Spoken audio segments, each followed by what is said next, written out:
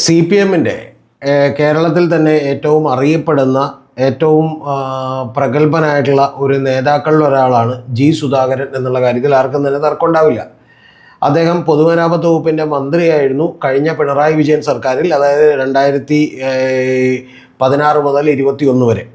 ആ പൊതുമരാമത്ത് വകുപ്പിൻ്റെ മന്ത്രിയായിരുന്നാൽ പോലും അദ്ദേഹം വളരെ നല്ല പ്രവർത്തനമാണ് കാഴ്ചവെച്ചത്. കൂടാതെ ഒരു തരത്തിലുള്ള അഴിമതിയും അദ്ദേഹം അംഗീകരിച്ചു കൊടുത്തിട്ടില്ല എന്നുള്ളതും യാഥാർത്ഥ്യമാണ്.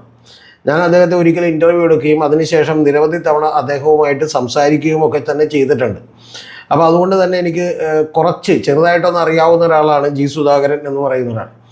അപ്പോൾ അദ്ദേഹത്തിൻ്റെ ഒരു വാർത്ത ഇന്ന് മാധ്യമങ്ങളിലൊക്കെ തന്നെ വന്നിരുന്നു. ആ വാർത്ത വന്നപ്പോൾ ഞാൻ അദ്ദേഹത്തെ വിളിച്ച് ചോദിക്കാമെന്നൊക്കെ വിചാരിച്ചിരിക്കുമ്പോഴാണ് അദ്ദേഹത്തിൻ്റെ ഒരു ഫേസ്ബുക്ക് പോസ്റ്റ് വന്നത്. വാർത്ത ഇതായിരുന്നു, കാരണം അദ്ദേഹം CPM-ൻ്റെ മെമ്പർഷിപ്പ് പുതുക്കുന്നില്ല എന്നുള്ളതായിരുന്നു വാർത്ത.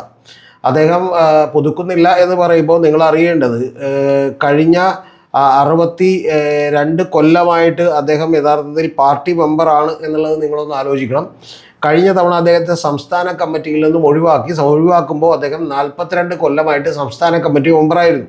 ആ 42 കൊല്ലമായിട്ട് സംസ്ഥാന കമ്മിറ്റി മെമ്പറായിരുന്ന ഒരാൾ സംസ്ഥാന സെക്രട്ടേറിയറ്റിലേക്കൊക്കെ പോകാൻ അദ്ദേഹത്തിന്, അല്ലെങ്കിൽ അതിൻ്റെ മേൽ കമ്മിറ്റികളിലേക്ക് പോകാൻ പലതവണ പറഞ്ഞെങ്കിൽ പോലും അദ്ദേഹം അതിന് തയ്യാറാകാതിരുന്ന ഒരാളാണ്. ആലപ്പുഴ ജില്ലയെ കേന്ദ്രീകരിച്ച് വർക്ക് ചെയ്തുകൊണ്ടിരുന്ന ഒരാളാണ്.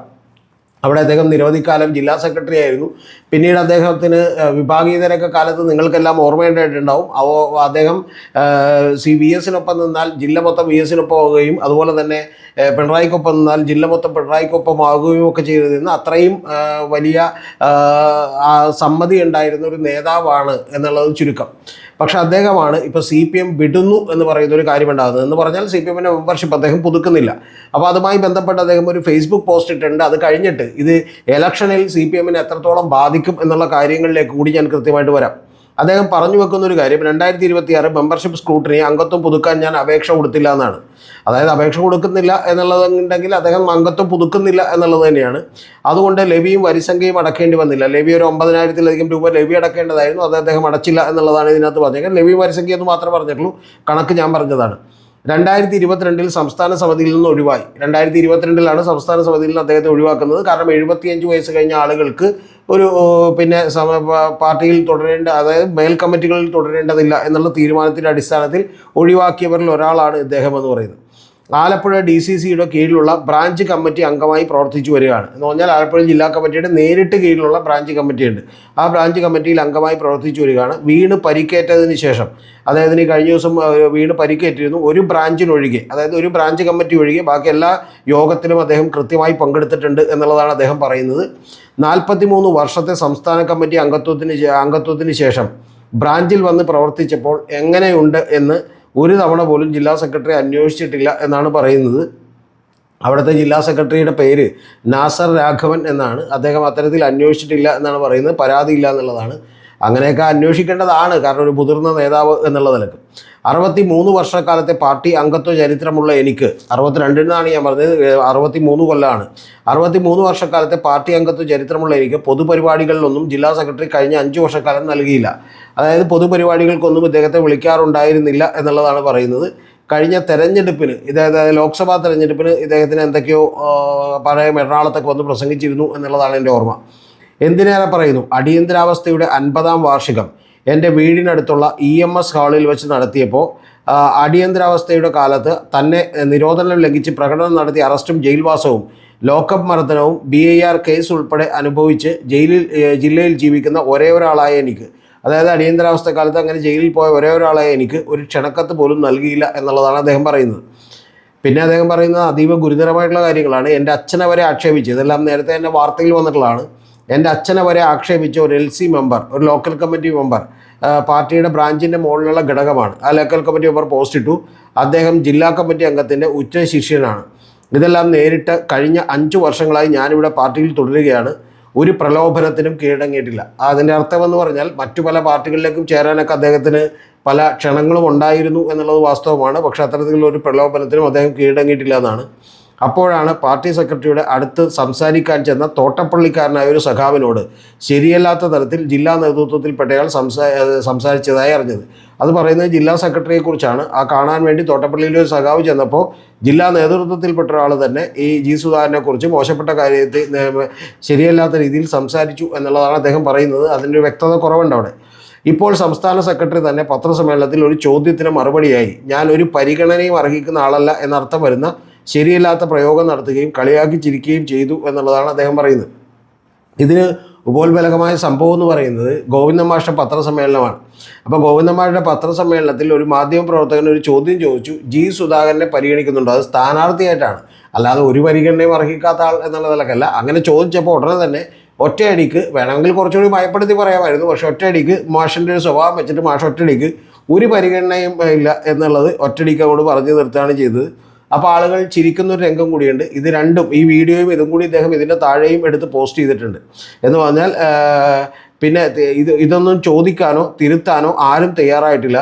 കൂടുതൽ സംഭവങ്ങൾ വിവരിക്കുന്നില്ല. ഈ സാഹചര്യത്തിൽ പാർട്ടിയിൽ തുടർന്ന് മേൽപ്പറഞ്ഞ നേതാക്കൾക്ക്, അതായത് ജില്ലാ സെക്രട്ടറിക്കും സംസ്ഥാന സെക്രട്ടറിക്കുമൊക്കെ ബുദ്ധിമുട്ടുണ്ടാക്കാൻ ഞാൻ ആഗ്രഹിക്കുന്നില്ല. അതിനാൽ ഈ മെമ്പർഷിപ്പ് സ്ക്രൂട്ടറി കാലത്ത്, അതായത് സ്ക്രൂട്ടറി ചെയ്ത് ഒരു CPM-ൻ്റെ ഒരു രീതി അതാണ്, ഓരോ കൊല്ലവും മെമ്പർഷിപ്പ് പുതുക്കണം.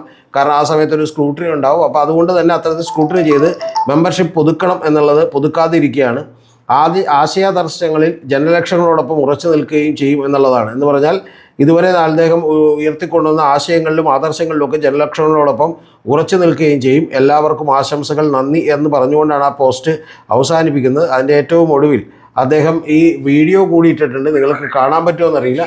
ആ വീഡിയോയിൽ വളരെ കൃത്യമായി പറഞ്ഞേക്കണത് ഈ പറയുന്ന ഗോവിന്ദ മാഷ് പറയുന്ന ആ വാചകവും അത് കേട്ട് സൈഡിലിരുന്ന് പത്രക്കാർ ചിരിക്കുന്നൊരു കാര്യവുമാണ് ഇട്ടേക്കണത്. അപ്പോൾ ഇതിൽ യഥാർത്ഥത്തിൽ പ്രധാനപ്പെട്ടൊരു കാരണമെന്ന് പറയുന്നത് അദ്ദേഹവുമായിട്ട് അവിടെയുള്ളൊരു പ്രാദേശിക നേതൃത്വത്തിന് വലിയ ഭിന്നതയുണ്ട് എന്നുള്ള കാര്യത്തിലൊന്നും ആർക്കും തർക്കമില്ല. അതൊന്നും ഇല്ലെന്ന് പറഞ്ഞിട്ട് കാര്യമില്ല.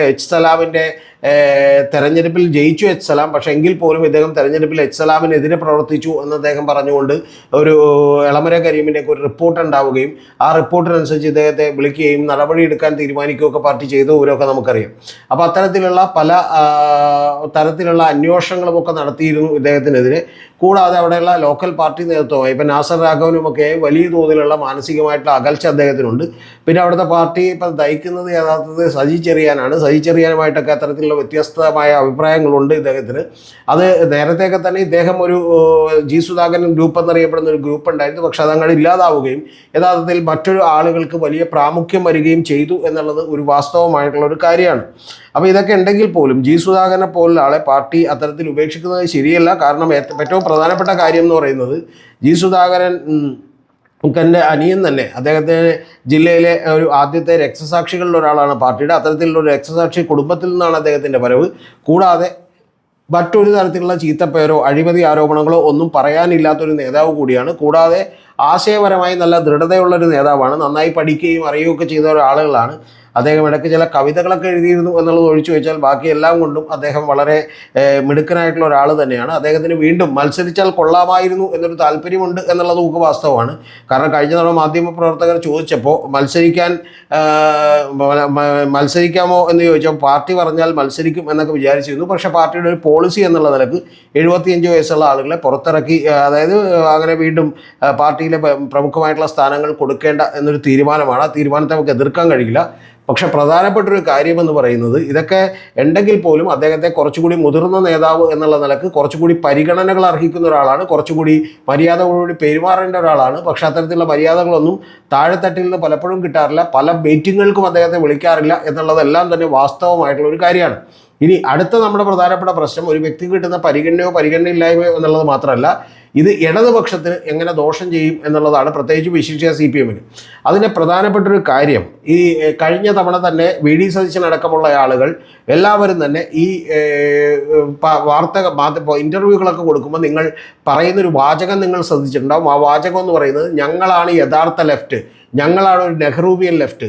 യഥാർത്ഥത്തിൽ ഇപ്പോഴുള്ള ഇടതുപക്ഷക്കാർക്ക് പോലും, അതിപ്പോൾ സച്ചിദാനന്ദൻ മാഷിൻ്റെ പ്രസ്താവന വന്നപ്പോഴാണെങ്കിലും മറ്റു പല ഇൻസിഡൻറ്റുകളിലാണെങ്കിലും അത്തരത്തിലുള്ള ഒരു പ്രോ ലെഫ്റ്റ്, അതായത് ബ്രോഡർ ലെഫ്റ്റ് ഇടതുപക്ഷത്ത് നിൽക്കുന്ന ആളുകൾ അവർ CPM-നെ അല്ല പിന്തുണക്കുന്നത്, യഥാർത്ഥ ഇടതുപക്ഷം ഞങ്ങളാണ് എന്നൊക്കെ വി ഡി സതീശൻ പറഞ്ഞുകൊണ്ടിരിക്കുന്നതിൻ്റെ കാര്യം ഈ തെരഞ്ഞെടുപ്പിലെ ഏറ്റവും നിർണായകമായിട്ടുള്ള ഒരു ഘടകമെന്ന് പറയുന്നത് ഇടതുപക്ഷത്തിൻ്റെ ഭാഗത്ത് നിൽക്കുന്ന യഥാർത്ഥ സഖാക്കളുടെ വോട്ടുകൾ ഉറപ്പിച്ചു നിർത്താൻ പലപ്പോഴും CPM-ന് കഴിയുമോ എന്ന് പറയുന്ന ഒരു സംശയമുണ്ട്.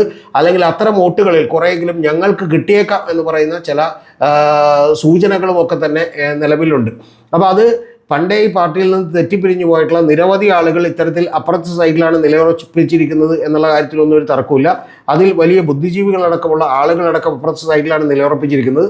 അവരെക്കാൾ കൂടുതൽ കുറേ കൂടി ജനകീയനായിട്ടുള്ള ജി സുധാകരൻ കൂടി പാർട്ടി വിടുന്നു എന്ന് പറയുമ്പോൾ അത്തരത്തിലുള്ള ആളുകളിൽ, അതായത് യഥാർത്ഥത്തിലുള്ള പാർട്ടിയല്ല CPM ഒരുപാട് മാറിയിരിക്കുന്നു, അത് പിണറായി വിജയൻ്റെ നേതൃത്വത്തിൽ ഒരു തീവ്ര വലതുപക്ഷമായിക്കൊണ്ടിരിക്കുന്നു എന്നൊക്കെ പറയുന്ന വി ഡി സതീശൻ്റെ അടക്കം പ്രതിപക്ഷത്തിൻ്റെ അടക്കമുള്ള പ്രചാരണങ്ങളിൽപ്പെട്ട് ഇടതുപക്ഷം ഇനി വന്നിട്ടുണ്ടെങ്കിൽ ചിലപ്പോൾ CPM തന്നെ ഇല്ലാതാകും, അപ്പം നന്നാകണമെങ്കിൽ ഇത്തവണ ഇവർ തോൽക്കണം എന്നൊക്കെ പറയുന്ന ഒരു പ്രചാരണത്തിന് കൂടി ഇത് ആക്കം കൂട്ടാൻ സഹായിക്കും.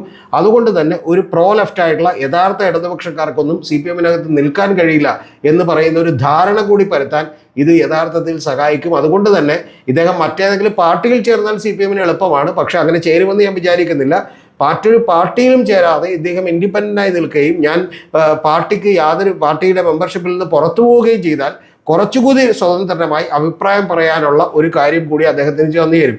കാരണം ഞാൻ അദ്ദേഹത്തെ ഇൻ്റർവ്യൂ എടുക്കാൻ ചെല്ലുമ്പോൾ തന്നെ അദ്ദേഹം അവിടുത്തെ അദ്ദേഹത്തിൻ്റെ ബ്രാഞ്ച് സെക്രട്ടറിക്കോ ലോക്കൽ കമ്മിറ്റി സെക്രട്ടറിയോ ഏരിയ കമ്മിറ്റി സെക്രട്ടറിക്കോ ആരെയോ കാണിക്കണമെന്ന് പറഞ്ഞ് അദ്ദേഹം ഒരു എഴുത്തെഴുതി അയക്കാൻ പറയുകയും ആ എഴുത്തെഴുതി അയച്ചതിന് ശേഷം അവരുടെ കൂടി പെർമിഷൻ മേടിച്ചുകൊണ്ട് ആ ഇൻ്റർവ്യൂ ഒക്കെ തരുകയാണ് ഉണ്ടായിട്ടുള്ളത്. അപ്പോൾ അതിൽ നിന്നൊക്കെ അദ്ദേഹം കുറച്ചുകൂടി ഫ്രീ ആവുകയും കുറേ കൂടി സംസാരിക്കാൻ തുടങ്ങുകയും ഒക്കെ ചെയ്തിട്ടുണ്ടെങ്കിൽ അത് തീർച്ചയായിട്ടും ഈ തെരഞ്ഞെടുപ്പിൽ പാർട്ടിക്ക് ചെറുതല്ലാത്ത ഒരു ബുദ്ധിമുട്ടുണ്ടാക്കും എന്നുള്ള കാര്യത്തിൽ ഒരു സംശയമില്ല. ഞാൻ യഥാർത്ഥത്തിൽ വിചാരിച്ചുകൊണ്ടിരുന്നത് ഇത് കുറച്ചെങ്കിലും പാച്ചപ്പ് ചെയ്തു എന്നുള്ളതാണ്. അതിൻ്റെ പ്രധാനപ്പെട്ട കാര്യം MA ബേബി അഖിലേന്ത്യാ ജനറൽ സെക്രട്ടറി ആയതിനു ശേഷം ഇദ്ദേഹത്തെ ചെന്ന് കാണുകയും സംസാരിക്കുകയൊക്കെ ചെയ്തിരുന്നു. അപ്പോൾ അത്തരത്തിലുള്ള മുതിർന്ന നേതാക്കളൊക്കെ കണ്ട് ഒരു അനുനയത്തിന് സാധ്യതകളുണ്ട്, അല്ലെങ്കിൽ അനുനയം ഉണ്ടായി എന്നാണ് വിചാരിച്ചിരുന്നത്. പക്ഷെ അതൊന്നും കൊണ്ട് പ്രധാനപ്പെട്ട ഒരു കാര്യവും സംഭവിച്ചിട്ടില്ല എന്നുള്ളതും അദ്ദേഹം ഇപ്പോഴും അകലെ തന്നെയാണെന്നുള്ളതും അത് പാച്ചപ്പ് ചെയ്യൽ എളുപ്പമല്ല എന്നുള്ളതുമൊക്കെ നമുക്ക് യാഥാർത്ഥ്യം മനസ്സിലാക്കണം. കാരണം ആലപ്പുഴ ജില്ലയിൽ ഇത്തരത്തിലുള്ള ഒരു വിങ് കൃത്യമായിട്ട് ഇദ്ദേഹത്തിനെതിരായി തന്നെ മാറിയിരിക്കുന്നു എന്നുള്ള കാര്യത്തിൽ ഒരു സംശയമില്ല. അതുകൊണ്ട് പക്ഷേ ഏറ്റവും പ്രധാനപ്പെട്ട കാര്യം ഇത് ആലപ്പുഴ ജില്ലയിൽ ഉണ്ടാക്കുക മാത്രമല്ല എൻ്റയർ കേരളത്തിൽ ഇപ്പോൾ മറ്റു പല ആളുകളൊക്കെ വിട്ടുപോയതിനേക്കാൾ കുറച്ചുകൂടി ബുദ്ധിമുട്ടേറിയൊരു സാഹചര്യം ഉറപ്പായിട്ടും ജി സുധാകരൻ ഇപ്പോൾ ഈ മെമ്പർഷിപ്പ് പുതുക്കാതിരുന്നാൽ പോലും വാർത്തകളിലൂടെ ഇപ്പം തന്നെ ഉണ്ടാക്കിയിട്ടുണ്ട്. തീർച്ചയായും അദ്ദേഹം ഈ തീരുമാനത്തിൽ ഉറച്ചു നിൽക്കുകയാണെങ്കിൽ അത് കുറച്ചുകൂടി കൂടുതൽ ബുദ്ധിമുട്ടുണ്ടാക്കും. പക്ഷേ മറ്റൊരു പാർട്ടിയിലേക്കും ജി സുധാകരൻ ചേരും എന്നൊന്നും ഞാൻ വിചാരിക്കുന്നില്ല. ഒരു കാര്യം കൂടി നിങ്ങൾ ആലോചിച്ച് നോക്കണം. ആലപ്പുഴയിൽ തന്നെ കഴിഞ്ഞ തവണ ശോഭാ സുരേന്ദ്രന് വലിയ തോതിൽ വോട്ട് വർധന ഉണ്ടായി MP സ്ഥാനത്തേക്ക് മത്സരിച്ചപ്പോൾ MP ആകാൻ വേണ്ടിയുള്ള മത്സരത്തിൽ എന്ന് നമ്മൾ മറന്നു പോകരുത്. ആ സമയത്ത് കോൺഗ്രസിനും അതുപോലെ CPM-നും അവിടെ വോട്ട് കുറയുകയാണ് ചെയ്തത്. ആ CPM-ന് വോട്ട് കുറയാനുള്ള നിരവധി കാരണങ്ങളിലൊന്ന് ജി സുധാകരൻ്റെ ചില നിലപാടുകൾ കൂടിയാണ് എന്നുള്ളത് പറയാതെ വയ്യ.